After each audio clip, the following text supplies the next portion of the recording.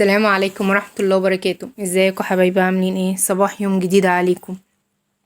النهاردة هنبتدي روتين. هو مش النهاردة، يعني انا بسجل الصوت النهاردة يوم الاربعاء، بس انا عملت العصبان ده يوم الاثنين. انا بقول عليه عصبان، يعني ما بقى منبار دي. انا مش بقى يعني، لا انا متعودة على عصبان. انا كان عندي في الفريزر، بس كنت شايلاه مغسول يعني. طلعته من بالليل وفك، وحطيته الصبح في التلج اللي فيه يعني داب، وحطيته الصبح في شوية مية بخل وملح وليمونة، وسبته لحد لما اشوف ايه يعني الهم تاني. اخدت الطماطم، شفت الطماطم المستوية يعني اللي تتعمل صلصة، وسبت الناشفة شوية. وكان عندي برضو كان عندي شوية طماطم كده في التلاجة اهو في الفريزر، وطلعتهم برضو معايا. هنا ابتدي اعمل اول حاجة هعملها الصلصة. انا بحب المحشي متسبك. انا قليل قوي قوي يعني لو عملت المحشي ني في ني. هنا هعمل بصلتين. هنا بقطع بصلة، بس هقطع عليها بصلة كمان يعني، وهنزل عليها بالصلصة. اروح اخلط الصلصة كده قبل ما دي تاخد لون شوية، واكون خلطت الصلصة. انا لحد دلوقتي ما كنتش لسه جبت الخضرة. لحد دلوقتي ما كنتش لا كنتش لسه جبت الخضرة. قلت اعمل البصلة واعمل اخلط الطماطم وابعت حد يعني يجيب لي الخضرة. هنا هحط عليها مع شوية معلقة ملح بالفلفل الاسمر، واسيبها تتدبل كده شوية، واروح اخلط الطماطم. انا بخلط الطماطم ما بخلطهاش ناعمة قوي يعني، بسيبها فيها حتت كده تبقى خشنة يعني.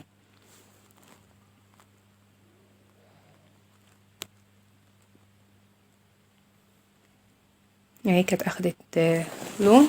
انزل عليها بالصلصة، واحط عليها فلفل اسمر، واحط عليها معلقتين كزبرة ناشفة، ومرقة دجاج، ونص معلقة كمون.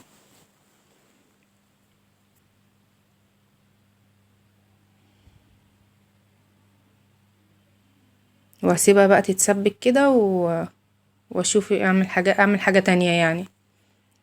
هنا قبل ما هي تتسبك انا هعمل كوباية قهوة، وهروح برضو كان عندي غسيل ألمه من على المنشر، وكان عندي غسيل فواتح هنشره. بس قلت اعمل كوباية قهوة اهو العزبان اهو لسه في الطبق بتاعه، لسه بيتنقع يعني، سايباه كده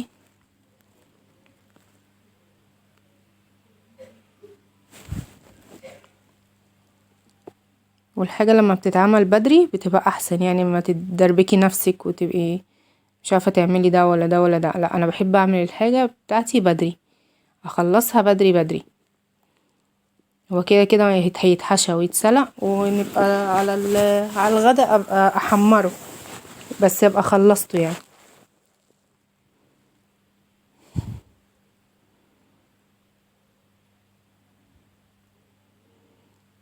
عملت كوباية قهوة.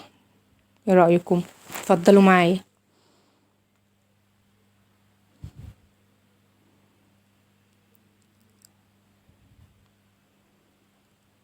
اهو هنا كنت نزلت مروان، راح جاب لي الخضرة.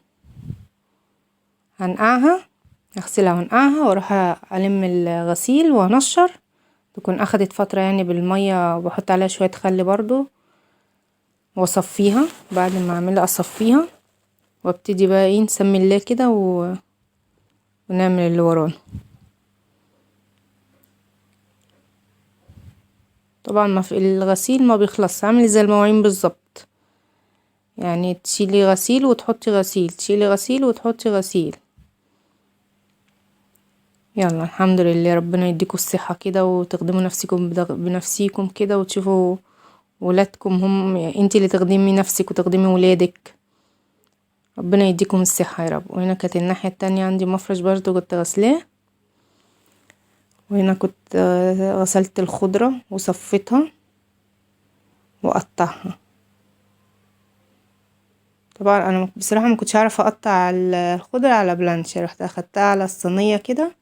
هي الصينية نضيفة يعني، بعمل فيها اقطع فيها خضرة، اخرط عليها الملوخية. بس اقطعهم كده وكنت غاسله رز برضو وسايباه يتصفى على الحوض. انا عامله كيلو عزبون. بصراحه انا مش عارفه الرز قد ايه بالظبط، انا اخدته كده بالويم يعني، والحمد لله ما تسبش، ما فيش رز اتفضل منه يعني، بالظبط جه بالظبط على قد الحشو بتاعه، وكان طعمه الحمد لله حلو يعني، احنا بنحبه بصراحه، كان طعمه جميل والله. بحب برضو الخضره فيه ياما، وبحب فيه الصلصه ياما.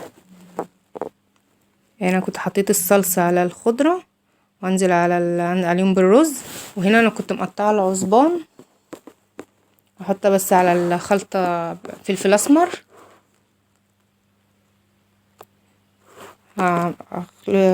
هذا هقلبهم كده في بعض، واحط شويه. انا مش هحط ايدي بالعصبان في الطبق ده، لا انا هجيب حاجه صغيره احط فيه شويه رز، عشان لو حاجه اتبقت ما يبقاش العصبان ولا يتحط عليها. بس الحمد لله يعني ما فيش حاجه اتبقت من الرز خالص. هنا معلقتين فلفل اسمر كبار كده،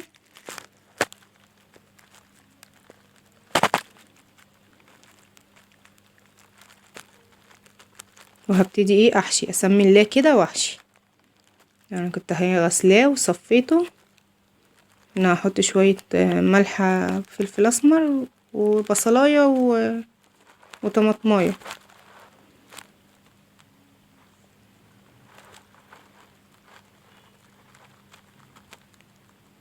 عقبال ما اخلص هتكون الميه غلت. هنا نسمي الله كده واحشيه.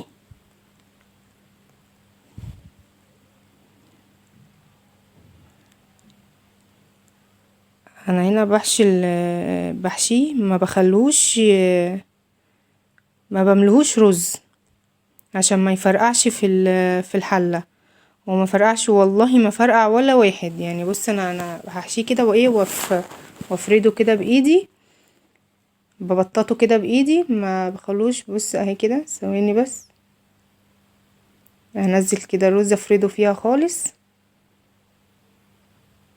عشان لو كبستيه رز هيفرقع منك، لا اديله براحه.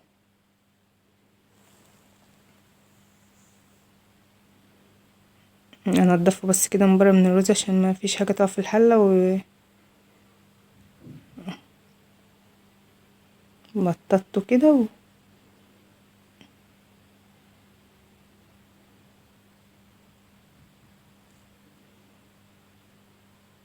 انتي بقى عايزه تعمليه قصيه بالحجم اللي انتي عاوزاه، وكده كده هيصغر يعني، مش هيبقى في الحجم ده.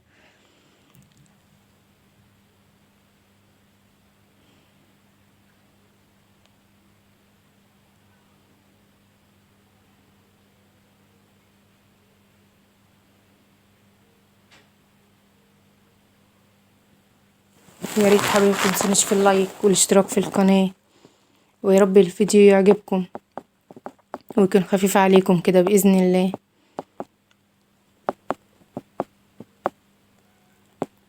هو ده كان روتيننا النهارده يعني. ما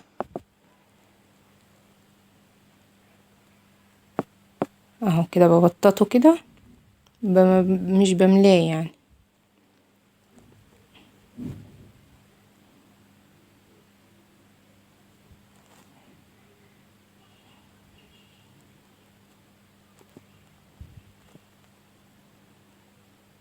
هنا بس انا هعمل بس دول الاتنين معاكم بس، بصراحه بعد كده انا هاخد الصينيه كلها واقعد بيها على الارض.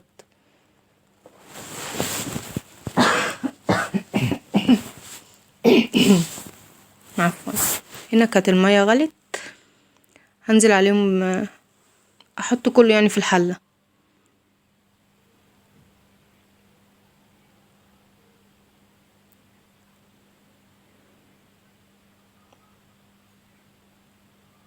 انا ما بحطش بهارات ياما في المحشي يعني، انا بستكفي بالفلفل الاسمر والشطه والكمون بس، ومرقه الدجاج يعني ما بحطش. لو كان عندي نعناع كنت احط فيه برضو، بيدي طعم جميل قوي للمحشي.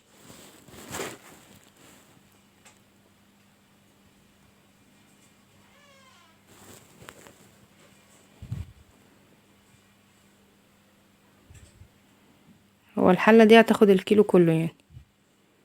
اخد بالظبط ساعة الا ربع على النار. هنا انا بنضف اي رز من بره عشان ما يعجنش كده، ما يبقاش الرز ما يعجنش في الحلة.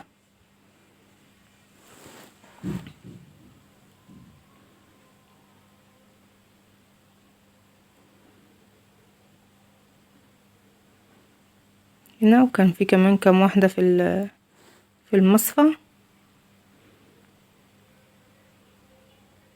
ما كانش يعني مستاهلين اللي هم يتحطوا على مرتين، لا هي اخدت مرة واحدة كده وخلصنا يعني بسرعة.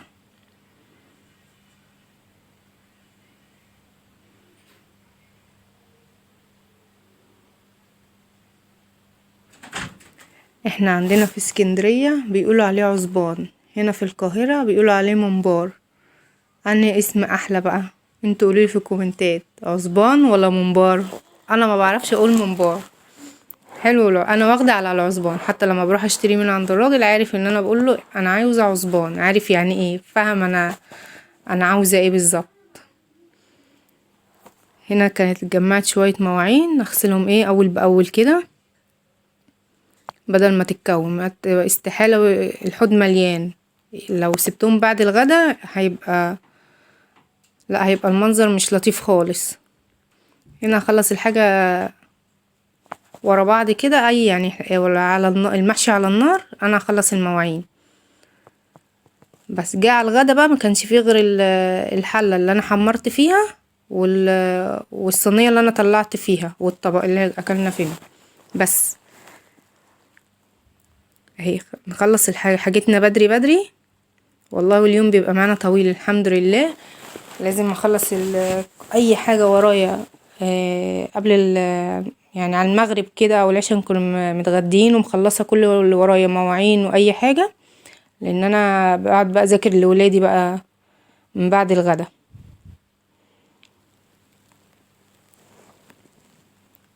والحاجه خلصت بسرعه يعني. نشطف كده بقى كده المواعين ونشوف ايه. بحب اشوف يعني، ما بحبش اقف يعني حاجه على النار، لا اقف استناها، لا ده ممكن اطلع اروق. عندي غسالة احطه في الغسالة، الصلاة عايزة تتروق، اوضة العيال عايزة تتروق، اي حاجة اعملها لحد لما الحاجة تخلص. لكن ما اعرفش اقف كده وحاجة، لا احب اخلص حاجتي بدري بدري وحاجتي بسرعة يعني. هنا اعمل اهو، بص هنا كان استوى خلاص. هنا اطلعه بقى في صينية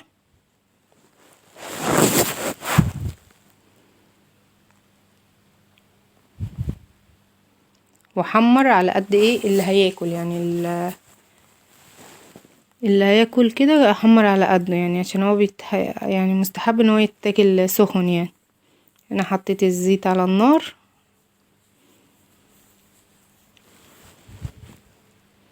واحمره وطلع، كان والله العظيم كان طعمه جميل جدا، كان طعمه حلو قوي، والرز حلو مفرفر كده ومش معجن، هتشوفوه دلوقتي. اهو قدمت مع زيتون اخضر، هفتح لكم واحده اهي، والله كان طعمه جميل. تنسونيش في اللايك والاشتراك في القناه، يا رب الفيديو يكون عجبكم.